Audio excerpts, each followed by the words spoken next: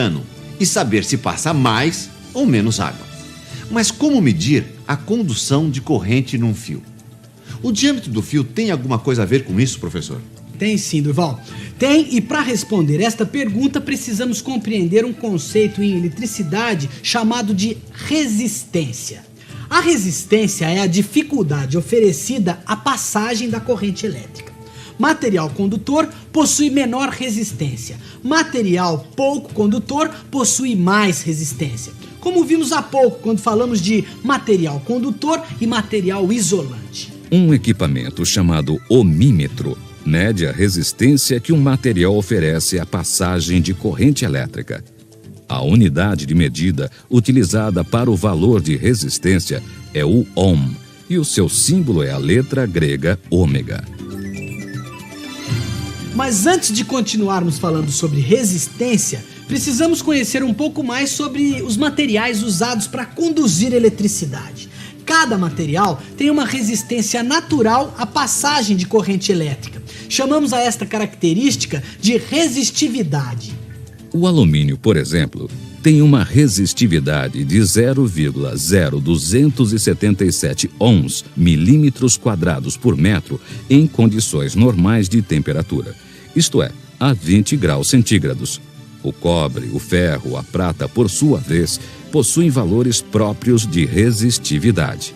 É por isso que usamos materiais diferentes nos circuitos elétricos. Quando precisamos de mais condução, usamos materiais com um valor de menor resistividade. A unidade que representa a resistividade é a letra grega Rho. E existe uma maneira de eu saber a resistência de um fio sem usar o ohmímetro. Basta usar uma fórmula. Resistência é igual ao comprimento vezes resistividade do material dividido pela área da seção. Quer dizer que o comprimento e a área de seção alteram o valor da resistência de um fio? Sim, e vamos fazer um exercício para mostrar isso. Usando um fio de cobre de 1 metro de comprimento com uma seção de 1 milímetro quadrado e usando a fórmula, vamos calcular a sua resistência. Vamos agora dobrar o comprimento do fio. Veja, o valor da resistência também dobrou. Quer dizer que quanto maior o comprimento, maior a resistência. Exatamente. Agora vamos dobrar a área da seção do fio e ver no que vai dar.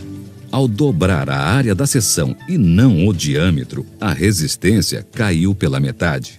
É por isso então que a gente usa fio grosso no chuveiro lá de casa, porque chuveiro consome muita corrente. Fio mais grosso tem menor resistência e permite a passagem de uma corrente maior. Exato. Entendi. É perfeito.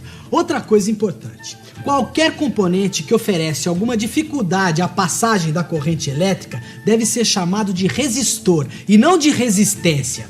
Resistência é a dificuldade que os materiais oferecem à passagem da corrente elétrica.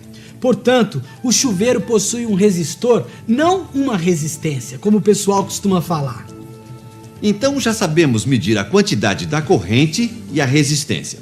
Mas o que faz a corrente de elétrons circular pelo condutor? O que empurra ou puxa os elétrons, tirando-os da sua órbita e fazendo existir a corrente elétrica? Bem, o que vem agora vai responder a sua pergunta. Observe estas duas caixas de água. Existe uma diferença no nível de água entre as duas. A caixa d'água com o nível mais alto tem mais água que a de nível mais baixo. Esta diferença de nível provoca uma diferença de pressão entre as duas caixas. Ao abrirmos o registro, a pressão da caixa com nível mais alto força a água a fluir para a caixa de nível mais baixo, criando um fluxo, ou seja, uma corrente de água. O fluxo de água, ou seja, a corrente de água, cessa quando as duas caixas estão com o mesmo nível de água. Na eletricidade, para existir uma corrente elétrica, tem que haver excesso de elétrons de um lado e falta do outro, exatamente como acontece no exemplo das duas caixas de água. Agora, vejamos este circuito. Uma bateria carregada tem excesso de elétrons no polo negativo e falta de elétrons no polo positivo. Por isso, os elétrons circulam de um lado para o outro. Observe que o que acontece com as duas caixas de água também acontece numa bateria. Por existir mais elétrons do lado negativo, esta pressão provoca a circulação, ou seja, a corrente elétrica flui de um lado para o outro. Lembra que quando os níveis das caixas de água se igualaram, o fluxo de corrente de água parou?